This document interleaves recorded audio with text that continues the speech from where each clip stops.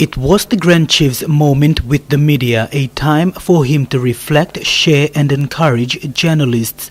The panel comprised veteran and promising young journalists from different media organizations. As one people, we can make our country work. And that's what we did earlier on. We educated people because Australian administration at the time was very good too. They allowed the radio stations. They didn't allow us to talk about politics. They didn't allow me, but I used that venue because I was a radio man, radio announcer, and I knew that radio message alone will get to vast area of Papua New Guinea.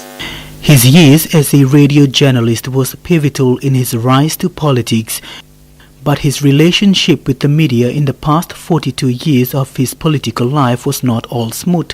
There were times he took a tough stand on the media, and there were journalists who found themselves on the wrong side with the Grand Chief in their line of duty.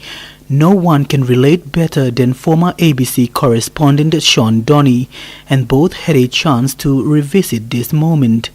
Even out remote Buvalu Island, isolated island of Manus, they listen to the radio, they know who is talking. So I utilize the experience of being using microphone. When the young man here missed out on using microphone, I thought he's been a journalist writing papers only. He didn't use microphone like me. But I joke with him because I saw him grow up in Wewak, so I can joke with him, yeah. But as I said, it was a vast experience, and you had some problem with me, we had some problems, but we are still friends, We're very good friends. I might skip the next question and go straight to that one.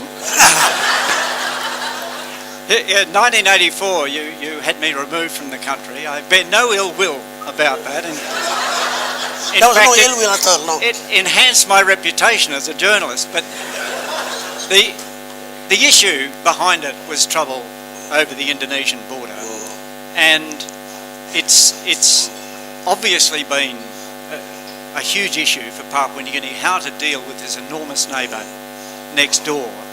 You actually made your first visit, I think, to Indonesia even before self-government in '73. Could you talk about how important it was for Papua New Guinea to establish good relations with Indonesia? I can say that when President Suharto invited me to Indonesia, he allowed me to visit all Indonesia, and they allowed me to speak on the radio. I speak in English and I speak in Bahasa, and through that I was able to get the message across. We're a new country, but we understand Papuan people. They are Melanesians from your side of the country, and I've always had a good relationship with Malik. Adam Malik is a good Japanese. He understands people very well, and I was able to establish the relationship that way. Throughout that visit of mine to Indonesia, they also took me to Java. I visited Java, and I met our Papuans from the other side. And of course, I believe that knowing people, understanding them, you would have no problem. So I had a very good rapport with Indonesia, even with the Indonesian presidents and past presidents and present one.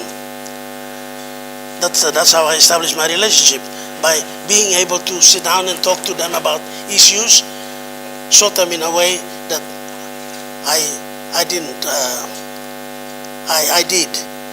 not like what I did to you, because you were presenting ABC, Australian government view, and I didn't like that one. Well, but we were good friends, you know that. You let me back. I stayed another 12 years. Of course I did. Despite the media's scrutiny, the Grand Chief believes in the power of the media as a catalyst for change. You've been a journalist, you've been a radio man, and during your time, you've conversed with us, you've talked to us here in the front here.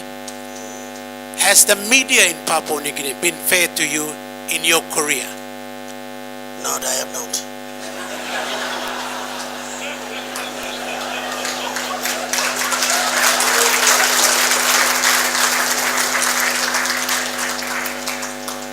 Just following on from that, have you got any advice for these PNG media people here? No, I think they all. Whether or not the media has portrayed the Grand Chief well, it is a pillar of democracy that remains at the heart of the Grand Chief. He challenged journalists not to be complacent. All of you people are grown-up people. You know your own judgment in yourself.